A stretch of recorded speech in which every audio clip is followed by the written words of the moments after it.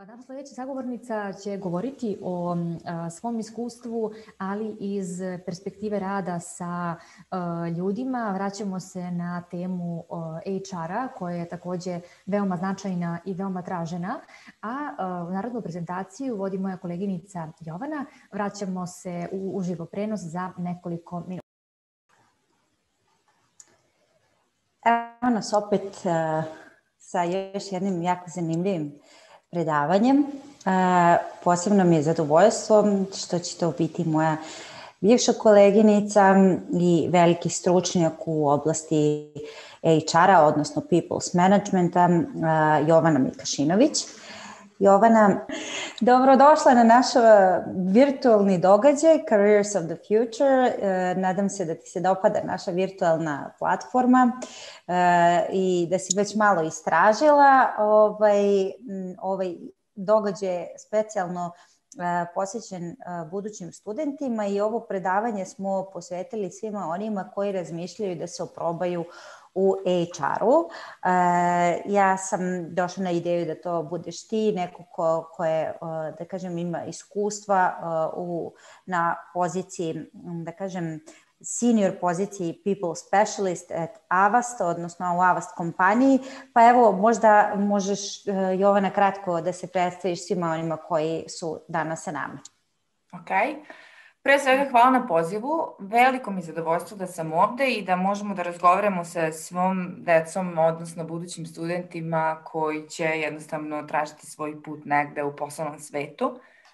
Ja sam Jovana, u HR-u sam skoro već 10 godina i počela sam možda obrnutim redosledom. Naime, ja sam počela u jednoj holandskoj kompaniji koja se bavila soft skill treninzima i tako sam bila prvo trener i prvo su mi zapravo HR-ovi bili klijenti. Da bih vrlo brzo posle toga shvatila da želim da budem u sektorskom HR-u i da ne želim da budem s polja element. I onda sam se zaposlila u jednoj britanskoj kompaniji, to je bio startup koji je imao kancelariju u Beogradu i u Londonu i sve posle toga je dalje moj razvojni put. Ja sam danas u Avastu. Avast je jedna od najvećih IT kompanija koja se bavi zaštitom pre svega na internetu, odnosno to je antivirus kompanija koja ima i druge neke proizvode koji se svi se tiču zaštite. Tamo sam senior people partner. Mi ćemo puno pričati danas i između ostalog ne samo o transformaciji HR-a, već i o transformaciji toga kako danas zovemo te ljude koje rade u HR-u, jesu li to ljudski resursi ili to samo HR, i tako dalje, i tako dalje. Super sam srećna što sam ovde. Još jednom hvala na pozivu i ja sam vrlo želim da čujem koja su to sve pitanja naših mladih ljudi, šta ih to interesuje vezano za ovaj posao. Pa ono što smo mi primetili kada u radu sa studentima jeste da mnogi su čuli za HR, jasno im je da je to od human resources, međutim i mislim da su mnogi svesni da je to zanimanje traženo, lukrativno, svi ga spominju, svaka kompanija ima neki HR sektor, pa možda ono od čega bi trebalo da počnemo jeste to šta je zapravo ovo zanimanje, šta predstavlja, koje su neke tvoji, na primjer, dnevni zadaci, odnosno ono čime se ti stvarno svakodnevno baviš. Ok. Pa ovako, ja ću početi od jedne postavke HR sektora kao takve koja je najčešće možda se vidi i u inostranim i u domaćim kompanijama. I to je, svi su čuli za regrutaciju. Obično kad neko kaže HR, prvo što ljudima padne na pamet je regrutacija. Regrutacija je samo jedan deo HR-a. Zatim imamo kompenzacije i benefite. To je ono kad će plata, jel? Kompenzacije i benefiti se naravno ne bave samo payrollom, bave se kompletnim kompenzacijama, što podrazumeva i monetarne i nemonetarne aspekte koje toga, nagrađivanje, bonus šeme, varijabilna plaćanja, znači ne ona koja su fiksna i zagarantovana ugovorom, nego ona koja reflektuje performance. Imamo trening i razvoj, on se također različito zove u različitim kompanijama, ali obično postoji kao odvojeni sektor. I dalje, to su neke osnovne i sad dalje zavisnosti od kompanije, mi možemo imati i interne komunikacije. Ja sam videla danas da ste vi imali jedno dobro predavanje oko uopšte poslovne komunikacije, znači to je nešto što jeste, odnosno može da bude deo HR-a. sada u ovim novim godinama, kada pričat ćemo i o tome, kada se sve mnogo više vrti oko prava, generalno ljudskih prava i adekvatnog prepoznavanja, apropo stavi pravog čoveka na pravo mesto, mi imamo tu i diversity i inclusion koji će se videti možda pre u nekim uslovno rečeno naprednijim kompanijama nego nekim gde je HR i dalje možda negde u nekoj tehničkoj službi, suportivnoj službi, tako reći. Tako da to su neki razni aspekti. I kad neko kaže ja radim u HR-u, on de facto može raditi svašta nešto. Tu imamo i administrativni deo poslova koji se tiče ugovora, polisa, kreiranja pravila. Imamo sve ovo što sam nabrala kao, to ćete uglavnom čuti da kažu industrijalne kompanije Centers of Excellence unutar HR-a, to je fabrika HR proizvoda u stvari. I imamo jednu biznis stranu u tom HR-u gde sam ja i to je business partnership. Vrlo često će deca sada, uopšte ljudi koji pretražuju bilo kakve poslove vezane za HR, videti HR business partner, na primjer. Znači, to je još jedna funkcija, još jedna frakcija HR-a unutar kompanije koja može i ne mora da postoji, poželjno je da postoji i ona je bliža biznisu.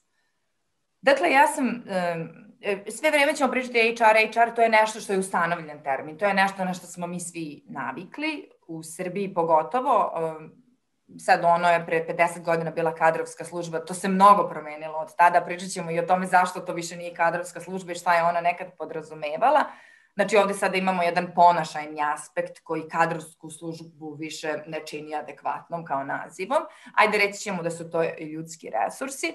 I sad ja sam HR business partner na senior nivou samo zato što podržavam senior lidera u kompaniji. Dakle, to koliko si ti, kako bih rekla, koja je tvoja direktna funkcija i koliki je tvoj value ukupan, se odnosi na to ako si business partner, koju liniju biznisa podržavaš. Ja na svakodnevnom nivou radim savjetovanje, coaching, mentoring tih određenih business lidera koji su ili vice presidents ili senior directors ili možda čak i C-line-a. Znači, ljudi koji zapravo drže sve to negde ispod sebe. Da bi ljudima bilo lakše da razumeju, recimo konkretno u Avastu, ja podržavam dve velike poslovne frakcije. Jedna je customer success, ljudi koji rade customer care, customer marketing, customer transformaciju i tako dalje, a druga je global website, to su znači developeri i dizajneri i tako dalje. I sad ti direktori koji vode te sektore su moji interni klijenti. Svakodnevno sa njima pokušam da izbalansiram zadovoljstvo njihovih zaposlenih sa KPI-evima, odnosno ciljevima koji su postavljeni za određeni kvartal ili određenu godinu. U principu je posao nas koji radimo u biznis partnerskoj sekciji HR-a ili možda generalno možemo pričati uopšte o HR-u, je ta da se napravi balans između zarade i tog opšteg well-beinga, odnosno opšteg zadovoljstva zaposlenog, što zvuči dosta jednostavno, čak nekad i onako malo bajkovito, ali jako je puno elemenata koji govore u prilog tome da zadovoljan zaposleni daje i bolje rezultate i da suštinski svima ide u prilog da ima srećne ljude na poslu. Tako da... Pardon. Izvini što sam te prekinula, to nekako zvuči da prosto osoba koja se bavi HR-om, kako ga sada nazivamo, a poslije ćeš da objasniš zašto se više ne uklapa u taj naziv, kakav je to, kakve veštine mora da posjeduje, odnosno čime treba on najviše da barata, šta treba dobro da zna, šta treba da razvija kod sebe kad on sve druge na neki način podržava, dakle pruža podršku različitim nivoima ljudi na različitim pozicijama u firmi, a šta konkretno ta osoba treba da ima kao neki set veština? Ok. Ovako, ako pričamo o nekim ličnim osobinama, da tako kažem, ono što je negde preporučljivo, komunikacija je jako veliki deo HR-a. Kad kažem komunikacija, mislim na adekvatnu, na efikasnu komunikaciju i mislim na adekvatnu verbalizaciju određenog toka misli koja može da se prilagodi različitim tipovima ličnosti, jer neće svi ljudi isto čuti bilo kakvu poruku. Dakle, način da se komunicira jasno, precizno, glasno dovoljno i bez nekakvih obećanja je ono što svako mora da ustanovi kao polaznu tačku u HR-u. Takođe, ako ćemo pričati dalje o nekim ličnim osobinama, jako je važno da ti ljudi veruju. Sad, kako se to suštinski dešava? Mislim, tako što je autoritet znanja nešto što najbolje zapravo kreira vezu između tebe kao HR-a i nekog poslovnog lidera koji tebi treba da veruje da ti poveri kompletan njegov tim. Dakle, znanje o tržištu, znanje o proizvodima, znanje o kompletnoj kompaniji za koju radiš, kao i poznavanje pojedinačnih profila u timu sa kojim radiš. To znači da ako ovde imamo developere koji su IT-evci, koji su posebnog mentalnog sklopa, koji imaju posebne potrebe, ti moraš da bude svestan toga sa kim radiš i da se adekvatnije prilagođavaš tim ljudima. Sad, pitanje je naravno ličnih preferencija i uopšte stila, da mogu tako da kažem stila. HR-ovi će biti svakakvi. Najvažnije je da budu pozitivni, najvažnije je da budu otvoreni, ali na kraju dana neće niko prići tom HR-u da ga pita za pomoć ako mu ne veruje dovoljno i ako taj neko nije sposoban da poverljive informacije razdvoji od nepoverljivih, da se sa poverljivima adekvatno odnosi i da ima jedan izuzetno profesionalan stav. Imaj na umu da jedna HR osoba, u zavisnosti od toga u kom sektoru radi, ima jako puno informacija o zaposlenima. I to je ogromna odgovornost. I ne samo o zaposlenima, nego i o biznisu. I u pitanju je jako puno poverljivih informacija koje jedan HR mora da zna kako da ih adekvatno implementira u potrebi, a ne zloupotrebi, da tako kažem. Takođe, ono što... To je jedna strana, to je ova lična strana, kako da budem bolji HR. A ono što treba da se zna, koje su opšte neke stvari, tu ima i ekonomije, tu ima i sociologije, tu ima puno psihologije, tu ima poznavanje tržišta i poznavanje industrije. Zato, recimo, ako sam ja HR u IT-u, a možda želim da promenim sad posao i hoću da apliciram za HR-a u farmaciji, to je bilo moje sledeće pitanje, inače. Da, to su potpuno dva druga sveta. To nije nemoguće. Jedan HR će skupljati suštinski iskustvo funkcije kao takve i prenositi je dalje, ali negde se čak i postoji neko nepisano pravilo da kada se jedan HR specijalizuje za određenu industriju, da tu negde treba i da se kreće dalje, zato što poznaje profile, poznaje tržišta, poznaje trendove. Naravno, ono što je najvažnije, zato što ako pričamo o HR-u, to nije samo neko ima problem i došao je kod mene na razgovor da pokušamo da ga rešimo. Taj problem može da bude različitog aspekta. To je poznavanje internog i eksternog okruženja kompanije u kojoj se nalazimo. To bukvalno potiče od globalne ekonomije, nacionalne ekonomije, političke situacije, zakona koji su u različitim zemljama.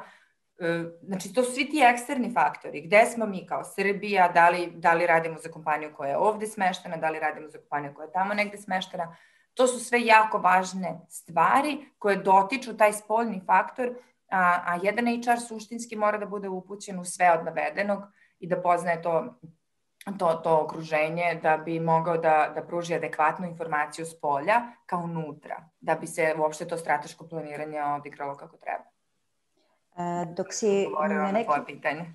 Da, dok si odgovarala, odnosno dok si nabrajala neke lične osobine i neke veštine koje osoba treba da posjeduje, dosta toga može da se poveže recimo sa studijama psihologije. Da li je to jedini put formalnog obrazovanja koje vodi do HR stručnjaka ili prosto postoje druga formalna obrazovanja, odnosno programi studijski koji mogu da dovedu do jednog vrsnog HR stručnjaka? Da, to je dobro pitanje. Prvo i pre svega, meni se možda podrazumevalo, ali nisam to istakla kad sam nabrajala, ono što svaki HR bi trebalo da ima, što ja mislim i za dobre menadžere između ostalog, ali ajde da sad ne mešamo, je empatija i mora istinski da brine o ljudima. Dakle, to nije samo na papiru, to mora i da se oseti i to mora i da se proživi. Sad, to nije lako. Uopšte taj kompletan ponašajni deo koji je zapravo vezan uglavnom za psihologe, uopšte nije lako razumeti. Međutim, postoje delovi HR-a koji jesu vezani više za ponašajne aktivnosti i postoje one koji su vezane za poslovne aktivnosti. Jedno ne isključuje drugo, niti jedno podrazumeva drugo. Jedan psiholog može da bude odličan HR, jednako kao jedan ekonomista što može da bude odličan HR. Oni će verovatno birati različite funkcije unutar HR-a, ali će zajedno biti odličan tim, između ostalog.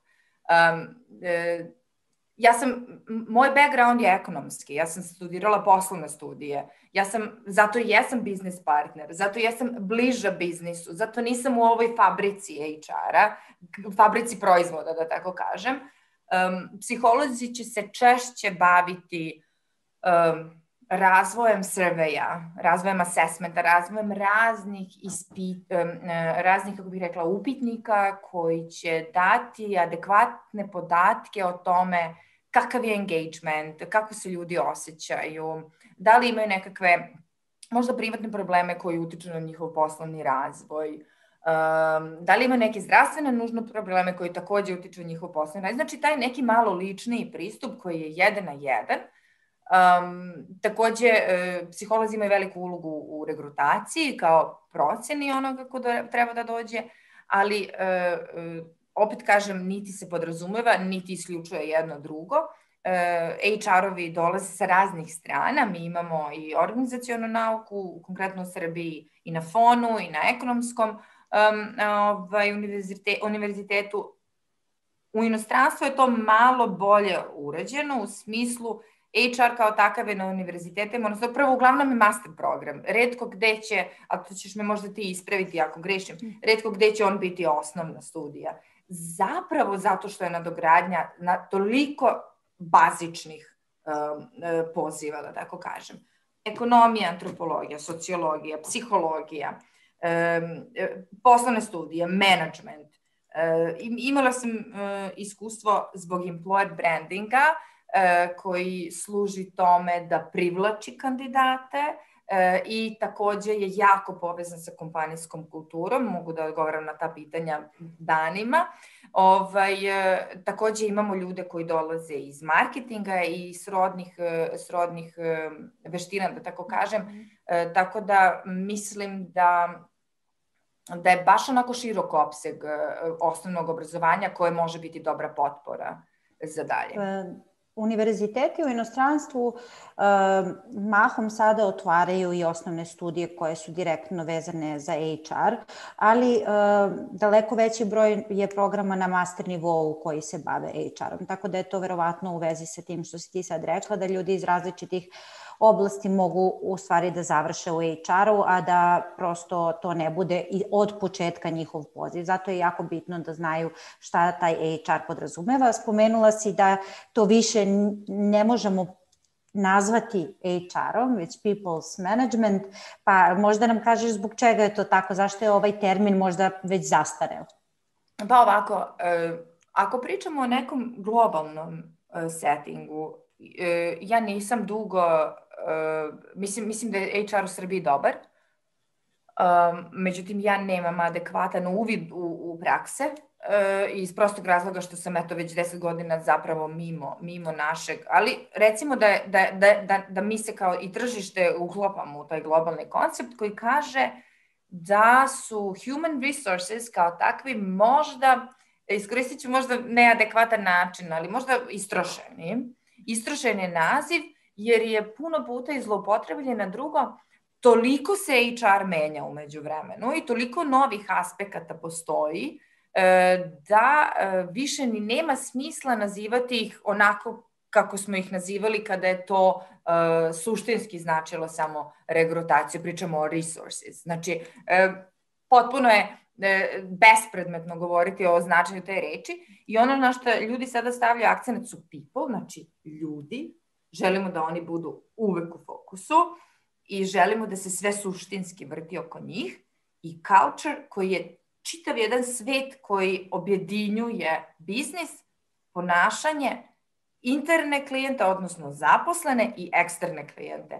Znači, recimo da je kultura, kompanijska kultura, kada se kao termin pojavila i kao pojam generalno i kada je ona, kada su svi shvatili koja je to vrednost i razumevanja kulture, mislim da je to bio jedan od poslednjih procvata HR-a kao takvog, gde smo mi tu na kraju dobili recimo set ponašanja koji u jednoj kompaniji neko hoće da vidi i mi kažemo mi hoćemo te ljude. I okej je potpuno ako neko neće da radi za nas zato što mu se ne sviđa naša kultura, jer mi hoćemo taj neki specifičan profil. Recimo, ljudima bi moglo da bude interesantno ako ih bude zanimala kultura i uopšte studije kulture koje takođe mogu da budu sa različitih strana, neka pogledaju bilo kakve dokumentarce ili dokumenta vezana za Netflix, zato što je Netflix kao takav bio jedna od prvih kompanija gde je kultura bila iznad biznisa.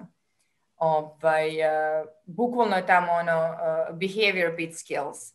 Bukvalno tako i oni su zapravo začetnici te neke fleksibilne kulture koja je okrenuta čoveku i potrebama, što znači fleksibilno radno vreme recimo,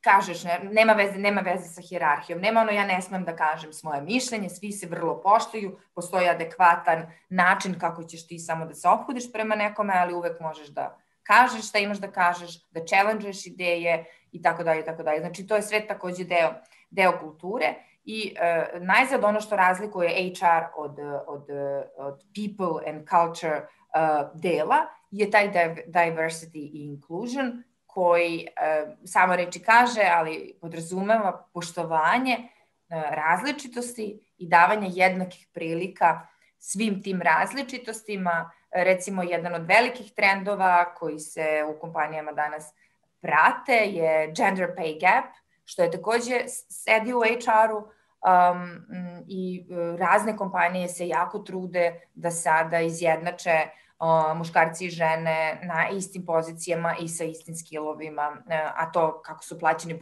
pošto kroz istoriju vidimo da to baš i nije bio neki adekvatan primer, znači eto, HR se između ostalog bavi i time. I zato više nije uslovno rečeno adekvatno, zvuči hladno, istrošeno je i pripada jednom drugom delu istorije, odnosno pripada istoriji i polako ali sigurno se svi okrećemo individui, odnosno čoveku kao onome što je važnije od profita. Da, recimo ja sam čitala neke studije koje kažu da su kompanije koje su imale raznolik staff, odnosno diversity koje su primenile to, da su imale jako veći performans, bolji performans u različitim segmentima nego one koje su imale, da kažem, monolitan taj sastav njihovih zaposlenih. Ono što još bih voljela pre nego što zaključimo sesiju da kažeš onima koji nas slušaju na koji način, odnosno šta je to potrebno kroz formalno obrazovanje naučiti da bi se neko ostvario na profesionalnom nivou u people's managementu, ajde da koristimo taj izraz. Dakle, ono bez čega prosto ne mogu da prođu. Dakle, oni će doći s različitih strana, recimo sa različitih osnovnih studija, ali šta je to što je neophodno, znači da se razvije u toj niši? Pa, sad ne znam da li ovde da sad se fokusiramo odgovorom na konkretno HR deo, ali ono što ja smatram neophodnim je opet... Recimo na svom primeru, Na mom primeru. Tako je, da. Okej. Opet su dve stvari i opet su biznis i psihologija. Jedna je uopšte kako funkcioniše organizacija kao takva. Šta spada u organizaciju? Koje su teorije organizacije? Kako izgleda jedna kompanija, kako izgleda jedna korporacija, kako izgleda mala srednja preduzeća? Šta ih odlikuje kao takve? Kako funkcioniše biznis? Od toga šta je proizvod od toga, kako ulogu imaju financije. Znači, apsolutno razumevanje biznisa, da bi uopšte moglo da se orijentišeš gde si ti. Takođe, ono što je meni pomoglo, a što preporučujem da se ljudi generalno time bave, je upravljanje podacima. Upravljanje podacima i uopšte data science je nešto što i jeste i prošlost i sadašnjost i budućnost, ali budućnost pogotovo, i analitički pristup stvarima i, da kako kažem, naučnički pristup stvarima mnogo pomaže sutra kada želite da dobijete neki projekat i kada želite da pobedite na tom projektu i da dobijete budžet za taj projekat, da biste ubedili kog god je budget owner, vi morate da znate da upravljate podacima. To suštinski znači, to se uči na univerzitetima, studiozan pristup, relevantni izvori informacija, adekvatno pisanje izveštaja, adekvatan executive summary i uopšte poslovna korespondencija su krucijalni pre nego što ćete zakoračiti u bilo koji HR sektor na bilo kom nivou. Dakle, data, komunikacija i razumevanje, konceptualno razumevanje biznisa, a to od kakvih sve sektora jedna organizacija može da se sastoji. Što se tiče ovog psihološkog dela, ne bi bilo loše i da ljudi budu upoznati, čak i ako nisu psiholozi, kakva su to ponašanja koja se preporučuju, koja su ponašanja zdrava, koja ponašanja nisu zdrava, koja se sankcionišu, koja se ne sankcionišu, koja mi kao HR-ovi imamo pravo da sankcionišemo. I poslednja stvar koja je možda najdosadnija, a možda i nije, jer ovde pričamo i o zakonima i o polisama, je pravo, znači radno pravo, koje je možda početak i kraj svega onoga što mi jesmo i što mi radimo, jer nam daje određenu podlogu da uopšte bilo šta uradimo. Ne možemo ništa da uradimo ako ne znamo da li je zakonito ili nije zakonito. Ono zbog čega ga ja nisam previše pominjala je kada se radi u internacionalnoj kompaniji i kada se drži preko 20 lokacija, mi obično imamo naše pravnike na svakoj lokaciji koji će da nam pomognu u tome, ali ti moraš da osvestiš potrebu za pravnim savetom i moraš da znaš da je jako važno šta piše u tom ugovoru ili šta piše u tom pravilniku ponašanja ili šta piše u toj sistematizaciji radnih mesta. Znači, to su sve stvari koje su broj 1. To je predznanje sa kojim se dolazi. Na mute si. Hello. Hello. Sorry, just a second. We haven't finished the previous session. Okay. Dakle, HR, kako smo ga objasnili, podrazumeva jedan multidisciplinarni pristup. Ono što i mi, recimo, putem profesionalne orijentacije pokušavamo da svim kandidatima objasnimo da osnovne studije mogu da budu baza, ali je dosta bitno da kroz neku praksu vide u čemu žele da se specijalizuju i onda da prosto primene ta znanja u različitim oblastima. Kao što ste sad mogli da čujete, HR, odnosno People Management, je grana koja se razvija. Ja bih ga sigurno svrstala u zanimanje budućnosti, zato je Jovana jedan od naših govornika danas i definitivno nešto što se razvija kao industrija, tako da ukoliko budete hteli da čujete više, možda će Jovana imati vremena da malo ode do naše live chat sobe, da popriča sa nekima od vas, a u svakom slučaju da vas informiše više na koji način doći do ovakve pozicije, odnosno do ovog zanimanja. Jovana, hvala ti još jednom. Meni je ovo bilo jako korisno. Dosta toga sam i po prvi put čula. Na neki način ovo je zanimanje koje, kao što si ti rekla, tranzicira iz kadrovske službe HR-a, sada je nekako sve obuhvatnije, ali nadam se da ćemo imati još prilike da te čujemo i da nam još na neki način demistifikuješ HR, odnosno People Management. Ja ću se radovati da imamo i više vremena i što je više moguće ljudi da slušaju ovo i da odgovorim na pitanje. Hvala još jednom na pozivu, bilo mi je zadovoljstvo.